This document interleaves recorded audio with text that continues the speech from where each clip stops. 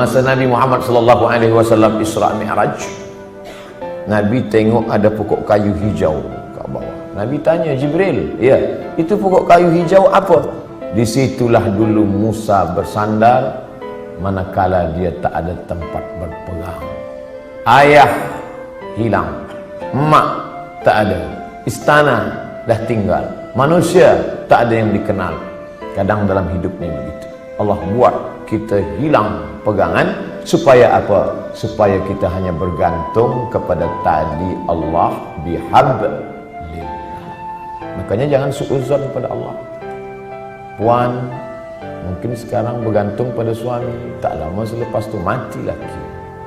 Kenapa laki aku yang mati? Kenapa tak laki dia? Aku sembahyang, aku baca Quran, aku baca Yasin, aku ikut tazkirah. Husnuzon pada Allah. Inna husni zanni abdi bi. Aku memenuhi prasangka hamba kepada aku. Mungkin Allah ingin supaya kita hanya bergantung kepada Allah semata. La haula wala quwata illa billah. Makanya perempuan yang tabah dia tak menangis. Mati laki dia tak ada nangis. Awak tak menangis? Tak, saya bergantung kepada Allah. Kenapa tak menangis? Memang saya lama dah tunggu. Sebab laki itu tak elok, jahat, tak sembahyang. Oleh sebab itu maka kita husnuzan pada Allah. Anak ada, bini ada, unta ada, kebun ada, berpegang kepada makhluk.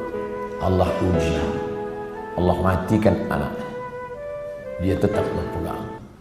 Allah buat unta lembu mati, kambing mati, tetap. Allah buat pula kebun-kebun yang hijau menguning, layu, mati, kering, tetap juga. Tinggal seorang saja yang tempat dia bersama, rahmah. Maka disebut dalam doa orang menikah, Allahumma arham bainakuma kama rahimta baina Ayyuba wa rahmah. Ya Allah, buatlah mereka berdua berkasih sayang sebagaimana berkasih sayangnya Ayyub dan Siti Rahmah. Rahmah setia. Harta tak ada, anak mati, kambing mati, tanaman kering, tetap cinta kepada Ayyub. Sampai masa ujian, di bawah ujian, jatuh serendah-rendahnya dari kaya raya, hilang semuanya, datang penyakit kulit, berulat daging, tetap juga. Namun meminta kepada Allah tidak, malu dia. Ayub tak ada minta kepada Allah, ya Allah, dulu aku elok, rezeki banyak, ini kenapa anak mati, tanaman mati, kering, onta mati, datang pula penyakit kulit, salah aku apa? Tak ada. Ayub marah kepada Allah. Sampai akhirnya Rahmah tak tahan. Apa kata isteri Ayub? Berdoalah pada Allah Ayub, mengadulah pada Allah. Apa kata Ayub? Rabbi anni massani ad-dur wa anta arhamur rahimin.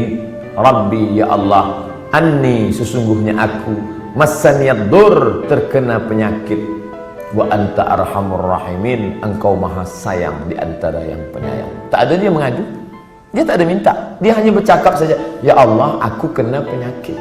Tak ada dia minta, ya Allah, sehatkanlah aku dah tak tahan lagi dah. Dia hanya berkata, aku kena penyakit dan engkau maha sayang di antara yang sayang. Maka saat itu apa kata Allah? Urkut birijlika, tumit engkau pijakkan ke tanah, keluarlah air memancar, mughtasalun baridun, air yang sejuk, dia mandi sehat walafiat, dibalikkan Allah lagi semua yang hilang. Bersandar, berpegang kepada Allah, tak ada jalan lain. Hablum minallah. Faqsusil qasasah, ceritakan kisah-kisah itu hai Muhammad sallallahu alaihi wasallam. Ceritakan kisah-kisah itu wahai Abdul Somad, supaya apa? La'allahum yatafakkarun, supaya manusia ni berfikir, jangan dia sangka dia saja yang diuji Allah, bahawa nabi-nabi dulu pun ujian hidupnya luar biasa. Mereka luar biasa. Kalau Ustaz Abdul Somad biasa di luar, di Sumatera, di Kalimantan, di Sulawesi, di Papua, saya bagi tazkirah di luar. Orang dalam masjid, saya di luar. Di Padang, di Malaysia, alhamdulillah di dalam. berpegang kepada Allah Subhanahu wa taala. Datang risau susah hati, kemana risau hati nak dialamatkan? Ambil air sembahyang, menghadap kepada Allah, angkat dua tangan, Allahu Akbar. Kadang ada orang ini dia nampak kita tenang, macam tak ada masalah dalam hidup, tapi dia tak sembahyang, dia tak baca Quran, dia tak berzikir. Kenapa dia tenang? Rupa dadah.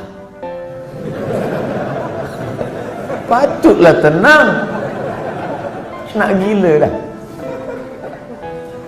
Tidak ada jalan lain.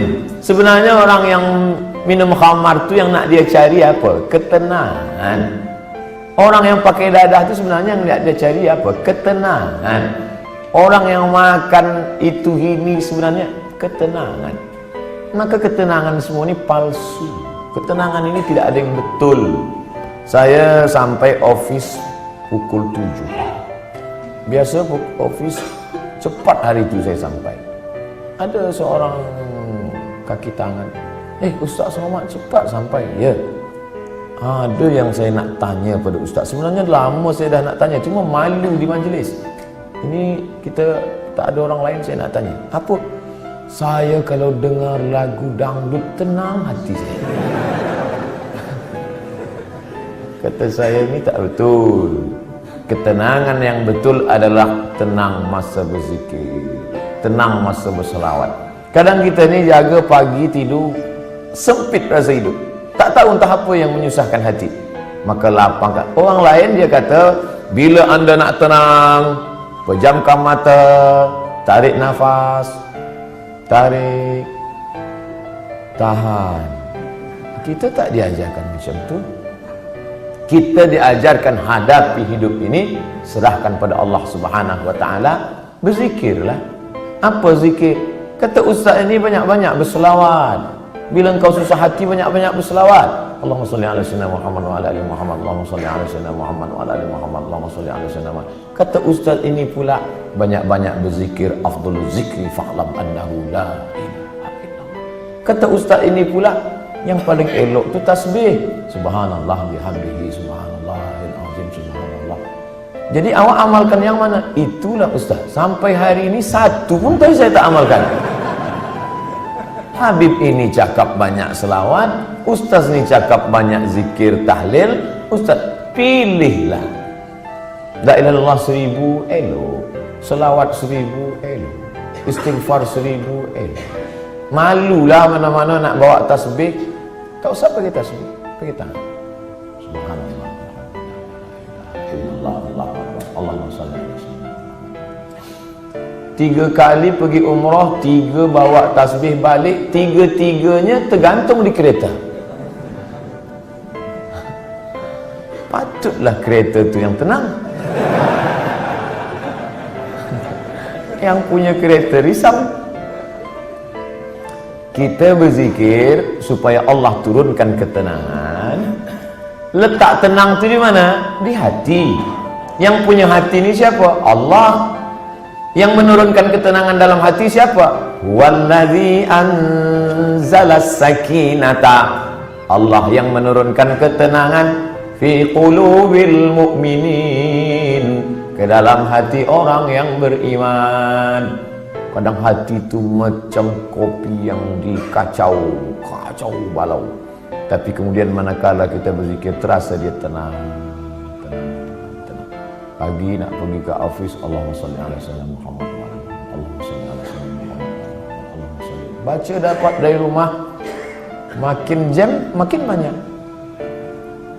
Kalau kita marah, mengamuk, apakah jam tu berjalan? Tidak. Mengamuk macam apa ni? Bukan dia bergerak. Kalaulah kita mengamuk dia bergerak, tentu kita mengamuk, kejap mengamuk, kejap mengamuk. Dia tidak akan merubah apapun. Maka banyak-banyak berzikir, banyak-banyak berselawat. Apalagi kita duduk di kota besar, internasional. Nak berangkat pagi, jam, balik jam, di tempat kerja pula banyak masalah. Bila lagi kita nak dapat ketenangan? Maka tak ada jalan lain kecuali hablum minallah. Berzikir. Saya malu nak bawa tasbih Ustaz. Okey, ada yang sekarang pasang macam ring cincin. Okey. Subhanallah, subhanallah, subhanallah. Tenang, terasa tenang. Subhanallah, subhanallah. Dapat 100. Subhanallah. Dapat 200. Dapat 1000, ambil gambar.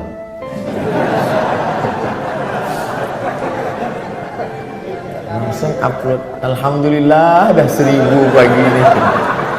Bukan itu. Kita ni beramal bukan nak tunjuk pada orang. Kita beramal untuk kita dengan Allah. Itulah yang disebut dengan hablum minallah. Merasa sunyi di tengah keramaian. Ini ramai, banyak orang, tapi kita merasa sunyi sebab kita berdua sahaja dengan Allah. Manakala kita sendiri, sunyi. Dalam kereta sunyi, tak ada orang, tapi kita pun merasa ramai. Saya Ustaz, walaupun saya balik dari office sendiri, seorang saja, tapi saya merasa ramai. Dengan siapa? Ada Michael Jackson, ada Bryan Adams. Bukan dengan dia, tapi kita bersama dengan Allah. Hablum minallah. Kira-kira orang-orang soleh itu apakah tak ada takut dalam hatinya? Sahabat-sahabat Nabi itu apakah tak ada risau dalam hati dia? Abu Bakar Siddiq bukan tangguh, dekat dengan Nabi SAW, berdua. Orang pertama masuk Islam lelaki Abu Bakar, perempuan Khadijah, budak kecil Sayyidina Ali, hamba sahaya. Ini orang paling dekat dengan Nabi. Tapi manakala dia berada di Jabal Thur dan dia tengok kaki orang kafir Quraisy, sikit lagi nak tangkap kaki dah nampak. Dan orang kafir Quraisy maaf cakap, terkencing. Dia kepala dia tengok ke atas, maka tak nampak. Andai dia tengok ke bawah, dia nampak Abu Bakar. Waktu itu Abu Bakar dah takut. Apa kata Nabi SAW? La tahzan, innallaha ma'ana. La tahzan, jangan cemas, jangan takut, jangan sedih. La tahzan, don't be sad. Itulah yang jadi buku bestseller yang ditulis oleh Aid Al-Qarni dalam banyak bahasa, termasuk bahasa Melayu, bahasa Indonesia, ditulis asli original bahasa Arab. Jangan takut wahai Abu Bakar. Apa pelajaran yang dapat kita ambil daripada perjalanan Rasulullah SAW ini? Bahwa orang selevel Abu Bakar pun yang dijamin masuk surga, tetap dalam hatinya ada rasa takut, ada rasa cemas, ada rasa sedih, ada susah. Jadi kalau ada orang, aku selepas banyak berzikir ni memang tak ada takut lah. Awak tak usahlah dusta. Abu Bakar pun takut, apalagi awak abu-abu. Ustaz Somad ada rasa takut? Ada. Kenapa kita hilangkan itu dengan banyak berzikir, mengusir, menghalau dia dari hati kita? Inilah yang disebut dengan hablum minallah. Innallaha ma'ana. Abu Bakar jangan takut. Idhuma fil ghari, huma, mereka berdua, idhuma fil ghari, ketika mereka berdua berada di dalam gua, idh yaqulu li sahibihi, ketika ia berkata kepada sahabatnya, la tahzan, jangan takut, jangan khawatir, jangan cemas, jangan ngeri. Innallaha ma'ana, Allah bersama dengan kita. Itu juga yang terjadi pada Musa alaihissalam. Ketika Fir'aun mengejar dari belakang, di hadapan mereka laut merah. Maju ke hadapan, mati tenggelam laut merah. Balik ke belakang, akan ditangkap oleh Fir'aun beserta bala tenteranya. Kemana nak pergi? Apa kata orang Bani Israel? Inna lamudrakun. Musa, sekali ini kita memang mati Musa. Tengok dia ke belakang, tengok belakang Musa. Itu Fir'aun dah nak tangkap kita. Di hadapan kita pula laut merah. Inna lamudrakun, kita akan ditangkap. Apa kata Musa? Kalla, tidak. Inna ma'iya Rabbi, bersamaku ada Allah. Beza jawaban Musa dengan Muhammad SAW. Coba kita tengok bunyi. Kalau Muhammad SAW, innallaha ma'ana, Allah bersama kita. Kita ramai. Kalau Musa ada, inna ma'iya rabbi, bersamaku, aku saja, kamu tidak. Kenapa beza cakap Musa dengan cakap Muhammad SAW? Kerana sahabat Musa berbeza dengan sahabat Muhammad. Sahabat Muhammad ketakutan. Orang yang ketakutan, kita bagi dia semangat. Jangan takut, Allah bersama kita. Sedangkan sahabat Musa, mereka menakut-nakutkan saja. Musa, nampaknya tertangkaplah kita ni. Kira-kira sahabat Tuhan selama ni sahabat Musa ke sahabat Muhammad? Bila kawan kita itu ketakutan, pakai jawaban Muhammad SAW. Aku ni takut Ustaz. Macam mana nanti bila aku ditangkap, dibunuh? Kal la tahzan, jangan takut. Innallaha ma'ana, Allah bersama kita. Tapi bila ada yang takut-takutkan saya, Ustaz, nanti Ustaz akan ditangkap, Ustaz akan dibunuh, Ustaz akan diculik, kalla, sekali-kali tidak. Inna ma'iya rabbi sayahdin, bersamaku ada Allah, bersama kamu tidak.